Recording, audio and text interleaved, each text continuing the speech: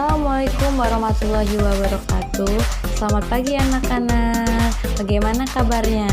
Kembali lagi pada mata pelajaran Bahasa Indonesia dengan Ibu Fatmawati. Pada kali ini kita akan membahas tentang teks cerita fantasi atau cerita imajinasi. Sebelumnya Ibu akan membacakan kompetensi dasar dan tujuan pembelajarannya. KD 3.4 yaitu menelaah struktur dan kebahasan teks narasi. Dan tujuan pembelajarannya yaitu yang pertama, siswa dapat memahami pengertian teks narasi. Yang kedua yaitu siswa dapat memahami struktur teks narasi. Yang ketiga, siswa dapat menjelaskan teks narasi. Yang keempat, siswa dapat memahami kaidah kebahasaan teks narasi. Yang kelima, siswa dapat mengurutkan langkah-langkah cerita narasi. Dan yang keenam yaitu siswa dapat menjelaskan kalimat langsung dan tidak langsung. Selanjutnya yaitu materi pembelajaran.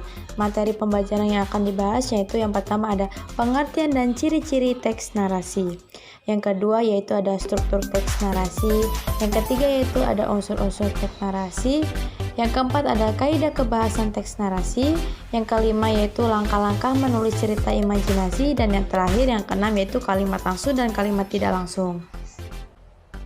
Yang pertama yaitu pengertian dan ciri-ciri teks narasi. Pengertian teks narasi.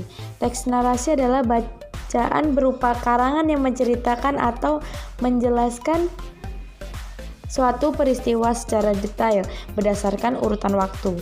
Dalam teks narasi, cerita atau karangan yang dibuat bisa berupa kejadian yang benar biasanya. Teks narasi dibuat untuk menghibur pembacanya melalui cerita, baik cerita fiksi atau non-fiksi, yang benar terjadi atau bisa juga hanya berupa imajinasi. Selanjutnya yaitu ciri-ciri teks narasi. Yang pertama yaitu isi teks atau karangan berisi tentang cerita, kisah, atau peristiwa tertentu.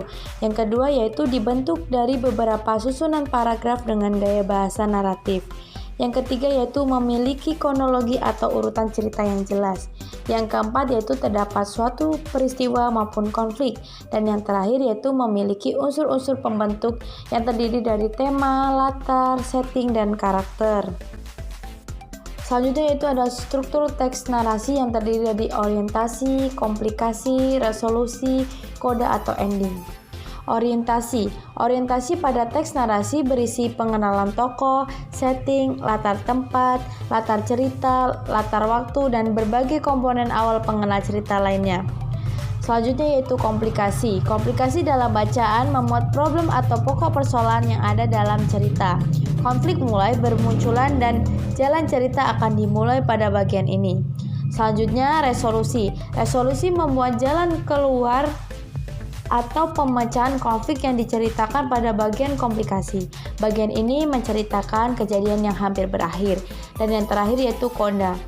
Koda merupakan bagian dari akhir karangan atau cerita. Bagian akhir atau ending dapat berupa cerita sedih atau bahagia. Selanjutnya ada unsur-unsur teks narasi. Yang pertama yaitu ada tokoh. Yang kedua alur atau plot. Yang ketiga latar atau setting. Yang keempat yaitu judul, yang kelima sudut pandang, yang keenam gaya dan nada, yang terakhir yang ketujuh yaitu tema. Selanjutnya yaitu kaidah kebahasaan teks narasi. Teks atau paragraf narasi dominan menggunakan kata penghubung penanda urutan waktu seperti pertama-tama, lalu, kemudian, selanjutnya, akhirnya, ketika, dan sebagainya. Teks atau paragraf narasi menggunakan kata benda, kata sifat, frase atau klase sesuai dengan topik, sudut pandang, dan objek yang dinarasikan.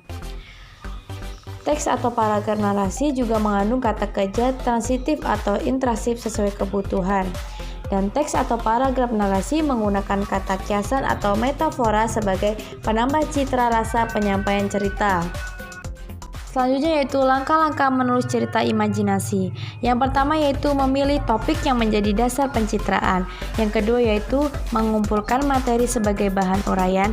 Yang ketiga menetapkan pola pengembangan bahan uraian. Yang keempat menyusun kerangka paragraf berupa gagasan dan gagasan penjelasannya. Yang terakhir yaitu mengembangkan kerangka paragraf menjadi kalimat yang padu sehingga tersusun sebuah paragraf narasi. Selanjutnya yaitu langkah-langkah menulis cerita imajinasi. Yang pertama yaitu memilih topik yang menjadi dasar pencitraan. Yang kedua yaitu mengumpulkan materi sebagai bahan uraian. Yang ketiga menetapkan pola pengembangan bahan uraian. Yang keempat menyusun kerangka paragraf berupa gagasan dan gagasan penjelasannya. Yang terakhir yaitu mengembangkan kerangka paragraf menjadi kalimat yang padu sehingga tersusun sebuah paragraf narasi. Materi selanjutnya yaitu kalimat langsung dan kalimat tidak langsung. Kalimat langsung merupakan kalimat yang berisi klausa yang dikutip secara langsung dari seseorang. Dan sebaliknya, kalimat tidak langsung merupakan kalimat yang mengambil ucapan seseorang untuk menggabungkannya dengan klausa lain sehingga membentuk kalimat yang baru. Berikut ini adalah contoh dari kalimat langsung. Contoh yang pertama yaitu, "Jangan main di luar siang-siang begini," kata ibu. Contoh yang kedua yaitu, "Kakakku bilang es krim coklat rasanya lebih enak dari es krim stroberi." Dan contoh yang terakhir yaitu, "Dodi," teriak Brian, "datang ke sini." Itu contoh kalimat tidak langsung. Contoh yang pertama yaitu, "Ibu sudah bilang kalau api kompor dimatikan ketika sudah selesai masak." Contoh yang kedua yaitu, sang pahlawan berkata bahwa kerajaan itu akan diruntuhkan olehnya. Kalimat yang ketiga yaitu, "Ayahku tidak pernah berkata bahwa kami sekeluarga akan pindah rumah tahun 2024 nanti." Terima kasih anak-anak untuk pembelajaran hari ini. Ibu ucapkan terima kasih. Ibu akhiri, wassalamualaikum warahmatullahi wabarakatuh.